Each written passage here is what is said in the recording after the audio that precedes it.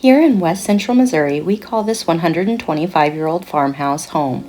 This was built in 1901 by my husband's family. And life moves a little slower here. Honestly, that's how we like it. Hi, I'm Brittney, the Homestead Dreamer.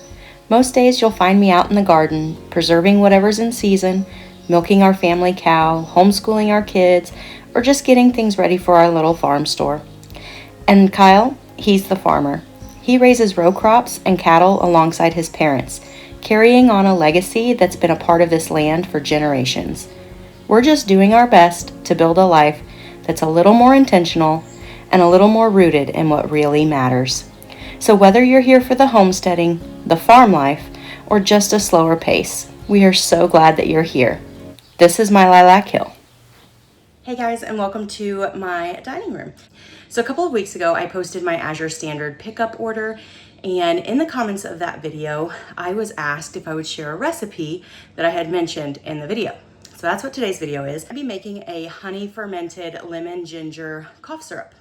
I've been making this for years. I've shared it on the channel a couple of times, once back in like 2018, and then once in like 2021, 2022, somewhere in there.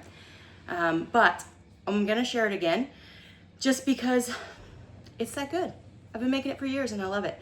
I use this in hot water if I'm not feeling very well. I'll just put a spoonful of this in either hot water or tea, and it really helps my throat to feel better, or if I've got a really bad cough, or if I feel like there's a cold coming on.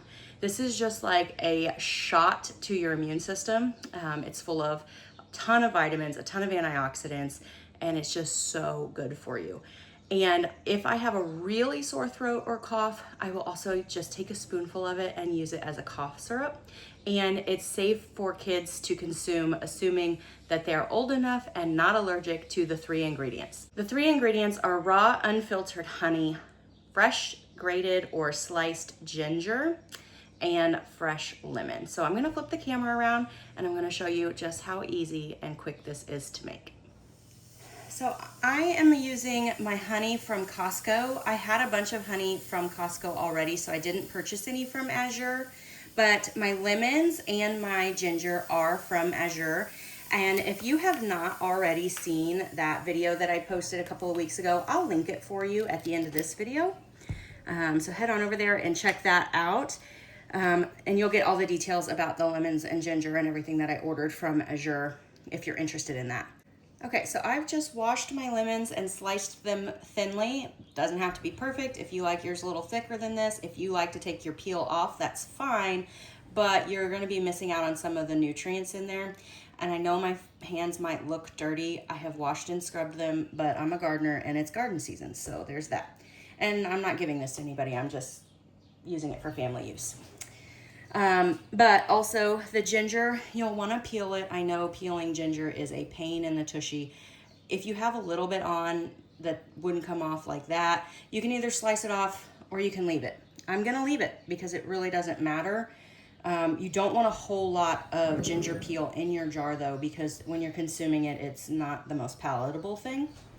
But what I do is I just start by pouring a little bit of honey in the bottom of my jar. And there are really no measurements to this. It's just as simple as 3 ingredients and load them into your jar. So I just kind of try to layer them as best I can so that everything is even. And then once I get all this put together, what I'll do is I'll put it in my fridge with a nice lid on it, and I will let it sit there and ferment for at least 2 weeks before I use it. Now it has never lasted my house more than a couple of months because we go through it. But, so I don't know as far as what to tell you on how long it stays safe, but my guess would be as long as it's, not contaminated with anything else, it's gonna store for a pretty long time like this. And I don't even think you have to put it in the refrigerator, but I like it cold because especially when I have a sore throat, hot and cold liquids just feel really good. So I like to keep it in my fridge the entire time.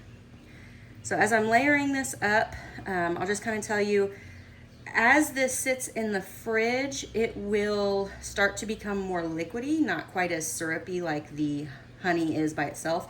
because of all the juices from the lemons. And so if you get it out and it's really liquidy, that's perfect. So don't feel like you messed it up or anything. And then you'll just want to make sure you get honey all the way to the top. And I'll just let this sit here and finish coming out of the honey container here. But that's it, guys. That's as easy as it is. And we use this pretty much all year round. I like it in the springtime for allergies and headaches that I get with the allergies. But in the fall and winter, it's so good for cold and flu. I try not to consume a whole lot of like over-the-counter stuff. You know, I do believe there's a time and a place for it. I don't necessarily think it has to be all or nothing, but I just don't think it's that great for you. So I try my best not to need it, and I try my best to use as natural and homeopathic options as I can first. So this is one of our favorites. And then what I'm gonna do is I'm just gonna put this lid on my jar, nice and tight. And look, it's pretty and it's ready to go in my fridge. And that's it. It's super simple, and if you give it a try, let me know in the comments. If you have any questions, let me know down in the comment section. I tried my best to explain, but it literally is as simple as 3 ingredients in a jar and you're good to go. So I hope that you'll give that a try for your family. And if you do, again, let me know in the comments. I'd love to hear from you guys. Thanks so much for spending time with me today, and I'll catch you in the next video.